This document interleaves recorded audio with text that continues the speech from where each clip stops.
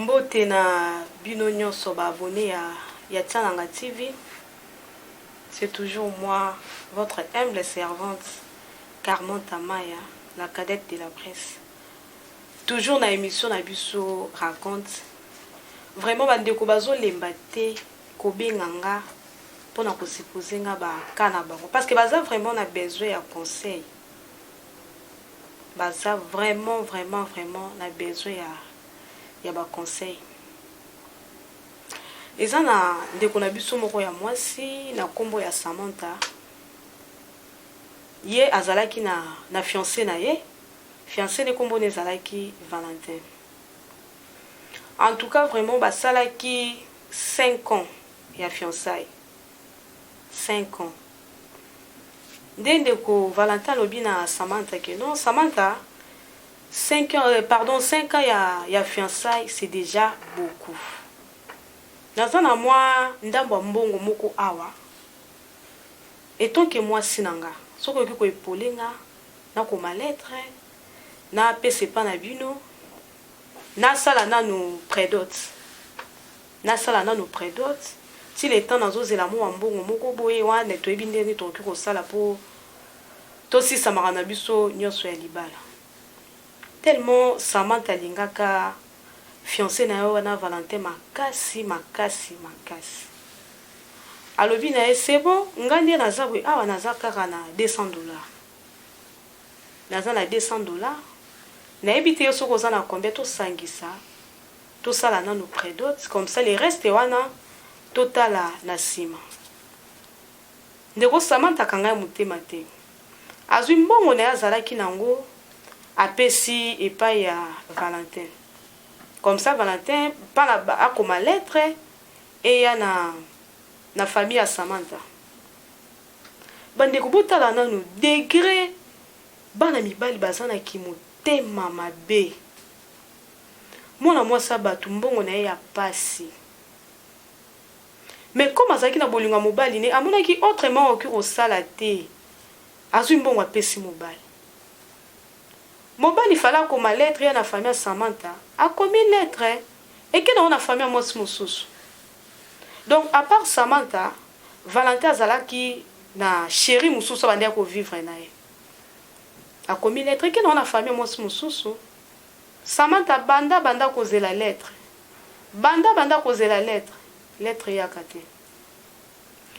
Samantha retourne à Valentin. Oh. Mais Valentin, depuis oyebisanga que non na zela lettre, papa na bino bazo sala déjà lettre ya pa na biso. Jusqu'à présent, lettre ango et ya kakarate. Au juste ça nini. Oh non Samantha ndenge za boye à cause voir même à cause que papa na ngai mutu fala ko ma lettre wana asalaki accident asa na hôpital. Dans zela kara papa sera commis bien de les ba ko ma lettre comme ça et pas na bino. Samantha dit bon, ce n'est pas grave, n'a patienté kaka. Papa, 2 semaines passées, Samantha tuni Valentin sukoyo papa ndenge nini. Hôpital ni papa azali comme ça ki rotala. Ote, eza na ngwa important te ko ki rotala. Yo zela kaka ya bi hôpital asa la lettre. Bafandaka ndeko Valentin aye ko bloquer Samantha na Facebook. A bloqué na WhatsApp, voire même à changer na numéro de téléphone. A changer na numéro de téléphone. Samantha koma kisoka zo benga Valentin, numéro zo lekate. Ake na WhatsApp ba bloqué. Azonga na Facebook a bloqué. Samantha kenda ti place Valentin ndako fanda parce que na moment na Valentin zaki toujours pas ba parents na ye. Ando fanda pas ba parents na ye. Ake place Valentin ndako fanda. Akende kuna akirokuta batu mususu atuni no nazoluka mama moko azalaki ana bana na ye mama na liboso mezaki Valentin boye ndo abete si bateka na bango lupango balongwa place balongwa batika peta adresse te o te lo roté de bi place bakenete mais et si bateka sur lupango balongwa depuis balongwa il y a de cela 2 semaines passées. En tout cas ndeko na biso Samantha tia zonga kindako azalaki déçu. Abi comment moi mobala okiko sala nga boye. Na pesi mbongo nanga.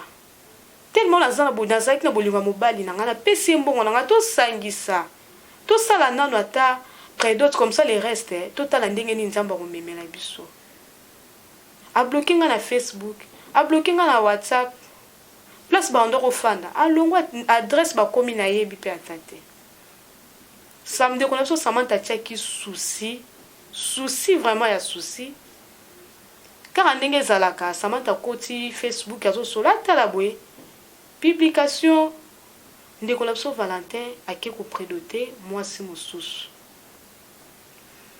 akei aprédoter mwasi mosusu et puis la publication na bakomi ke non ba moins sérieuse basuki Samantha lobi comment moi mobala oki kozala motema mabe boye mbongo nanga ifai na se longtemps makambo mosusu nandimi kopesa ye etant ke mobali nanga tosangisa aya koprédoter ngai comme ça les restes tosala ngo ata nsima ye azwi mbongo na ngai ake kobalela ngo mwasi mosusu ndeko na biso Samantha kota donc atiaki vraiment souci akomi komikangela na chambre azokipe susu ata makambo kolia te ke no ndenge ezalaka mwana mwasi kobongisa nzoto na ye na keta mwa salon babongisa nga suki boye Samantha bandaki kosala ngo lisusu te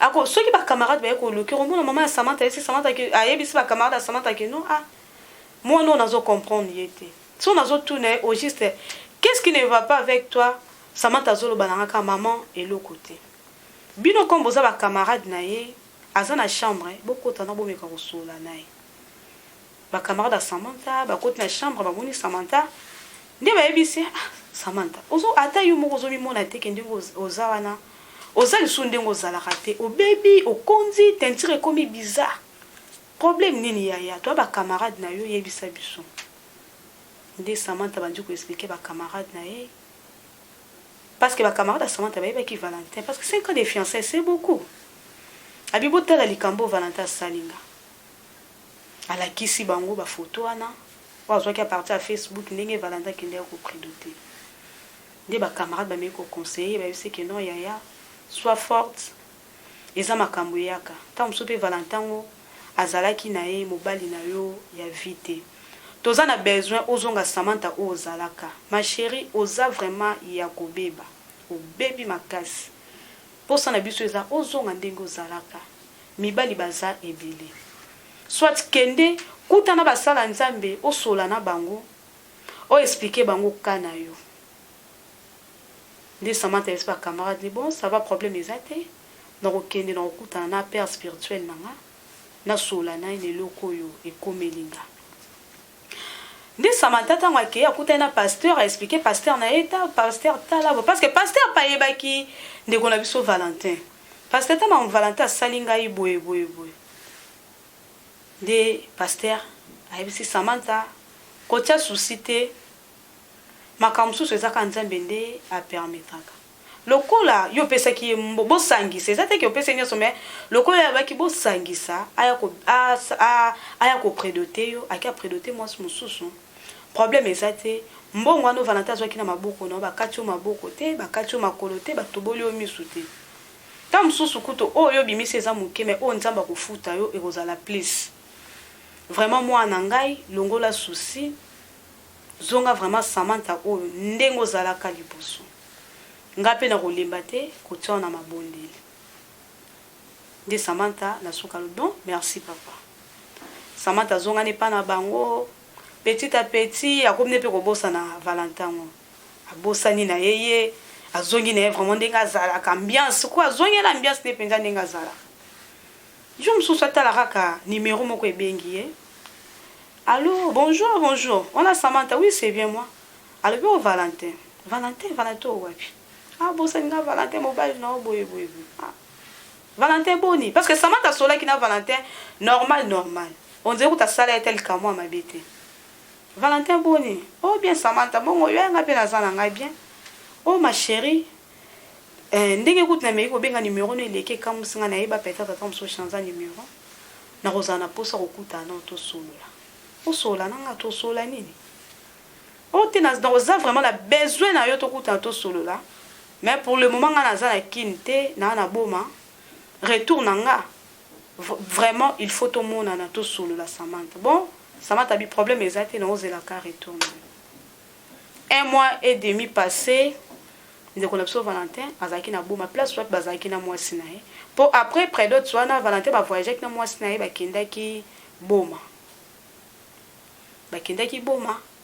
nde Valentin ba ye pe na mwasi na ye tant bazongi kin et Valentin abengi Samantha que non Samantha naza déjà na kin mais place tondo fa na salongo tozala su wana te tolongwa pour le moment tozana limité après Samantha adresse na bango Samantha bon merci mais na roya nanga et pas na binoté na roya nanga te to sola kana ba téléphone ndeko Valentin akoma ko benga Samantha ba heure tardif tam so ba 1h 2h zo benga so ka benga moi Samantha bi mozo benga ba heure pour nani aussi longtemps au coma déjà na mwasi na yo au moins te ke ba heure zo benga nga quand même pe et ko sala mwasi no bien te parce que nazaka na mutema ya ko sala mutu mabete soit ya ko zongisa na mabe na mabete au mwasi ni yo zo betela nga lisolo mwasi na nga ezande yo Samantha bi non nga nazala so mwasi na ote yo salela sentiment na yo oloba na nga to sangisa mbongo osala présentation mais okenda obalela ngo mwasi mususu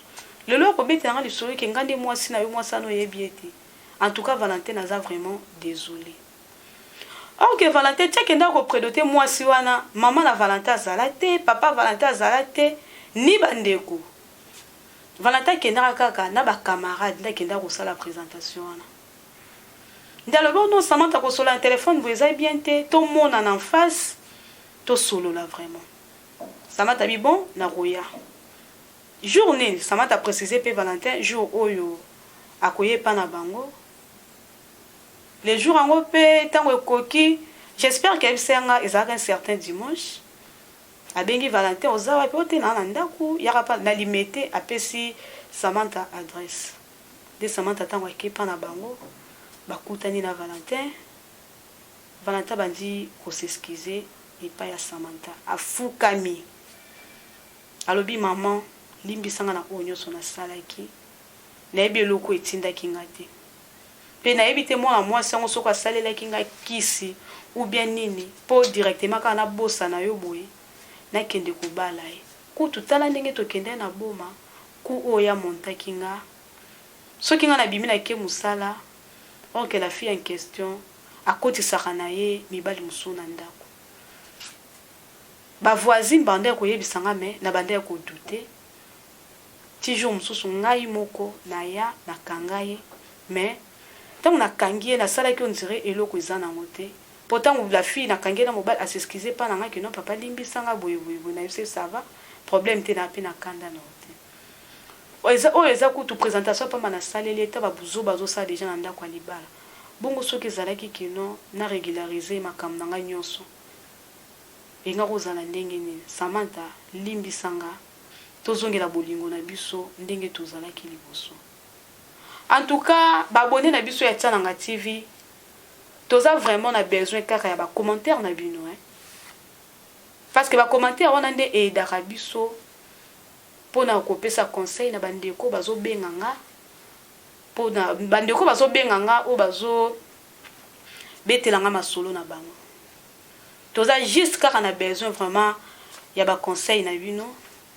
En tout cas liso na biso alelo esuki nango awa ndeko Samantha lobi alimbisa Valentin ou bien alimbisa ete vraiment ba abonné nyoso ya Tsananga TV ndeko na biso Samantha aza vraiment na besoin ba conseil na bino parce que la minute aza na choix te azoyeba te azongela ndeko Valentin ou azongela ete siko à partir ka mo ba commentaire wana nde ekosunga biso ko pesa conseil na ndeko Samantha soki azongela ye ou pas car ndenge Bible lobaka na biso la voix du peuple c'est la voix de Dieu.